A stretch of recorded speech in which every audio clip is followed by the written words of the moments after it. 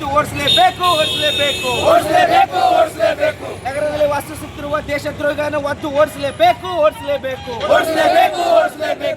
ದೇಶದ್ರೋಹಿಗಳನ್ನು ಒದ್ದು ಓಡಿಸಲೇಬೇಕು.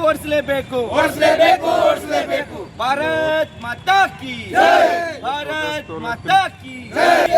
ನಗರದಲ್ಲಿ ವಾಸಿಸುತ್ತಿರುವ ಅಕ್ರಮಕೋರರನ್ನು ಹೊರಗೆ ಹಾಕಲೇಬೇಕು.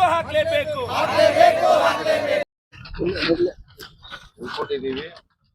ನಮ್ಮ ಸಿಟಿ ಪೊಲೀಸರಿಗೆ ಕಾರ್ಯಾಚರಣೆ ಮಾಡಿ ಕ್ರಮ ತಗೊಂಡಿದ್ದೀವಿ. ಇದ್ರ ಬಗ್ಗೆ ಹೆಚ್ಚು ವಿಚಾರಣೆ ಮಾಡಿ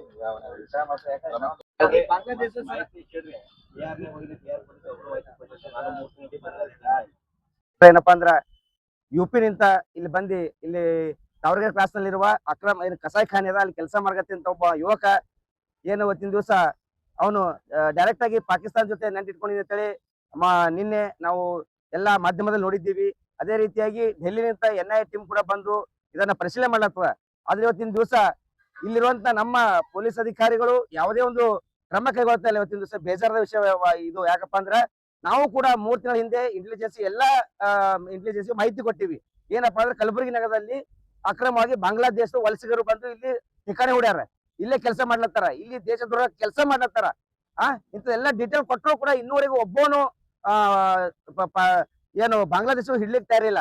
ಇವತ್ತಿನ ದಿವಸ ನಂದೂರ್ ಇಂಡಸ್ಟ್ರಿಯಲ್ ಆಗಿರ್ಬೋದು, ದರ್ಗಾ ಏರಿಯಾದಲ್ಲಿ ಆಗಿರ್ಬೋದು, ಇನ್ನೂ ಅನೇಕ ಕಸಾಯಿ ಖಾನೆ ಇವೆ. ಅಂತ ಕಸಾಯಿ ಖಾನೆಯಲ್ಲಿ ಆಗಿರ್ಬೋದು, ಹಾಗರ್ಗ ರೋಡ್ ಅಲ್ಲಿ ಇರುವಂತ ಒಂದು ಏನು ಕಾಲನಿ ಇದೆ, ರಾಜೀವ್ ಗಾಂಧಿ ನಗರ್ ಕಾಲನಿ ಅಂತ. ಆ ಕಾಲನಿ ಕೂಡ ಅಕ್ರಮವಾಗಿ ಏನು ಮತ್ತೆ ಇದು ಶಾಂತಿನಗರ್ ಇಂಥ ಏರಿಯಾಗಳಲ್ಲಿ ಅಕ್ರಮವಾಗಿ ಬಾಂಗ್ಲಾದೇಶ ಬಂದು ಇಲ್ಲಿ ठिकाणे ಹೊಡ್ಯಾರ.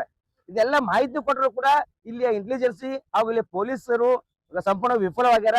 ಇವತ್ತಿನ ನಾಚಿಕೆ ವಿಷಯವಾಗಿದೆ. ಅದಕ್ಕೆ ಇವತ್ತಿನ ದಿವಸ ಮಾನ್ಯ ಆಯುಕ್ತರಿಗೆ ಮನವಿ ಮಾಡ್ಕೊತಾ ಇದ್ದೀನಿ. ಹಾಗೂ ಶ್ರೀರಾಮ ಸೇನೆ ವತಿಯಿಂದ ಮನವಿ ಕೂಡ ಸಲ್ಲಿಸಿದೀವಿ.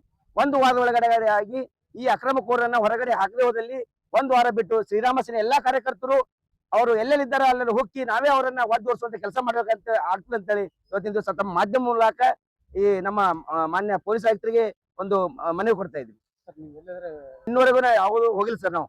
ಯಾಕಂದ್ರೆ ಇವತ್ತಿನ ದಿವಸ ಹೆಂಗದಂದ್ರೆ ಇಲ್ಲಿ ಪೊಲೀಸ್ ಇಲಾಖೆ ನಾವು ಏನಾದ್ರು ಮಾಡಿದ್ರೆ ತಕ್ಷಣ ನಮ್ಮ ಮೇಲೆ FIR ಮಾಡುವಂತ ಕೆಲಸ ಮಾಡ್ಲತ್ತಾರ.